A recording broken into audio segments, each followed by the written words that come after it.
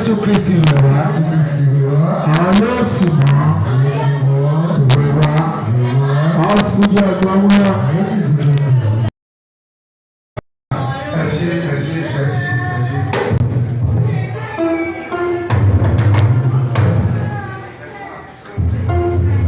So ẹni tó ó níbi tí ó yẹ kọ́ lọ lọ́sọ́wọ́ ṣáà tẹ́lẹ̀ ẹ̀ náà ṣe orí àṣẹ ṣùgbọ́n wọn làwọn ò lè fi ọmọ wọn sílẹ̀ ọmọ wà ní ìgbẹ́pà wọn ò lè fi ilé wọn sílẹ̀ ìyẹn ni pé tó wà náà dúró dáadáa ni wọ́n sábà dúró dáadáa wọn àwọn ọmọ àbínú àbúrò wà bínú ẹ̀mọ́ fi bímọ ní oṣù tẹ̀lé abẹ́ ṣe ṣùgbọ́n olùfẹ́ tàbí náà iṣu ẹ̀ṣẹ̀ bí ìyàtò láàrin wa.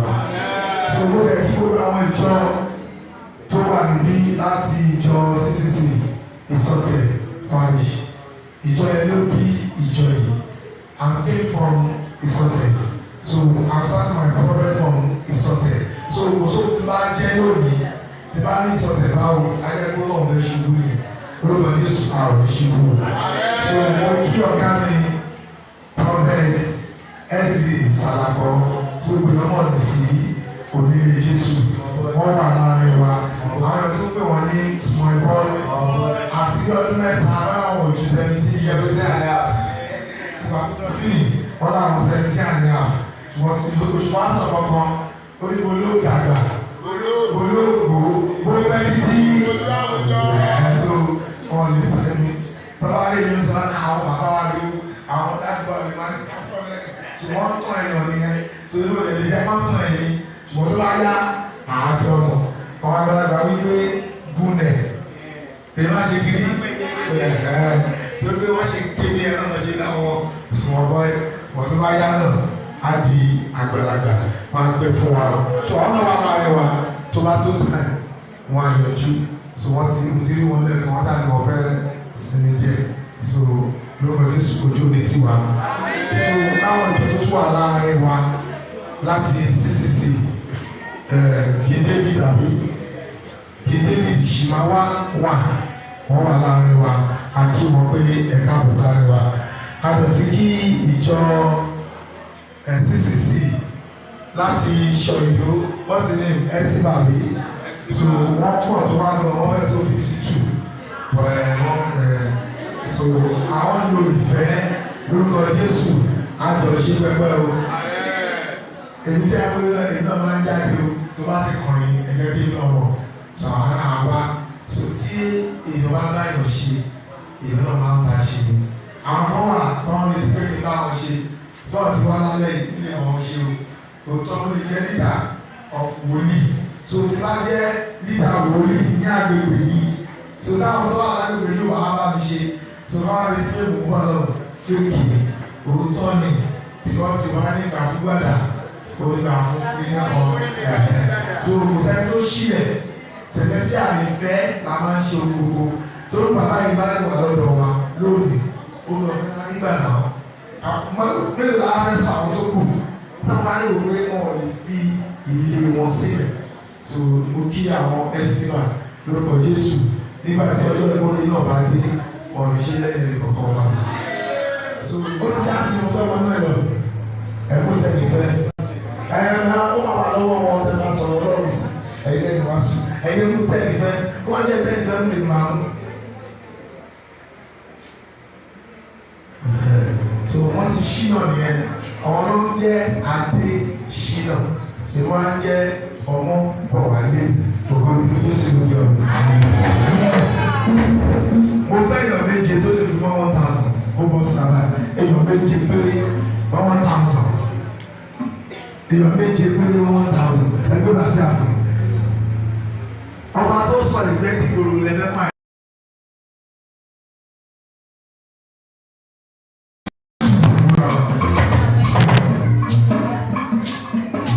nígbà yìí bàbá àṣọ bàbá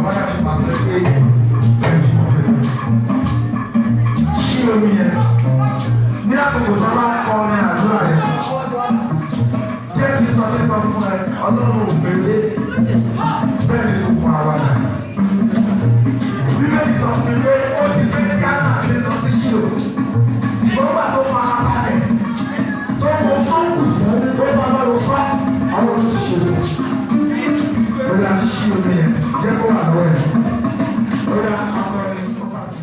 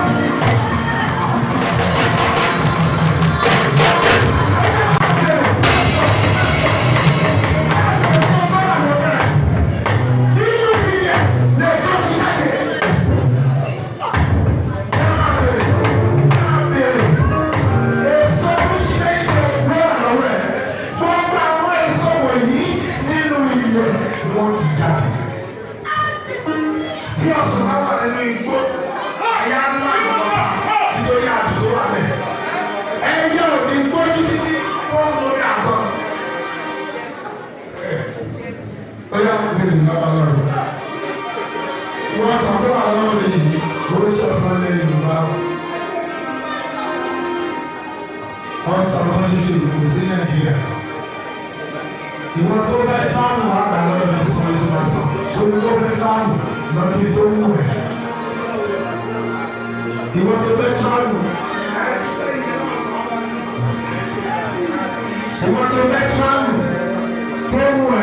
pé fẹ́ dá ẹ lójú. À ń sọ̀rọ̀ nípa wòlíì. Ọ̀sán yìí kì í ṣe ti Nàìjíríà rárá o. Ẹyọ kan tó mú lọ́wọ́ mi yìí sí 1,000 naira ni mo rà á. Tí ẹ bá mú èso tó wà bẹ́ẹ̀ ó ní ẹ̀yọ̀ kan. Lọ́sọ̀ tí ra èso tán, ẹ̀mí wá ní kí n ra èso ìlú èyìnbó sí. Pé tó gbé láwọn ọmọ ìjọ ní ma travel out. Wọ́n á kàrà náà ṣe láǹkà èso yẹn oríṣi mẹ́jọ ló wà bẹ́ẹ̀. Ẹ̀yẹ́ ìlú lè mo ti ra èso tó fi tó rà. Tó wọ́n tó gbé bẹ́ẹ̀ travel tó lè ra lọ́wọ́ mi ní 5,000. Máa ní ìbáwọ́ lẹ́sẹ̀kẹsẹ̀ mi ò lọ káàbọ̀. Èèyàn mélòó ló fẹ́ travel? Èèyàn mélòó? Èèyàn bá fẹ́ travel lọ sókè. Èso yẹn pọ̀ lẹ́tí wọn náà.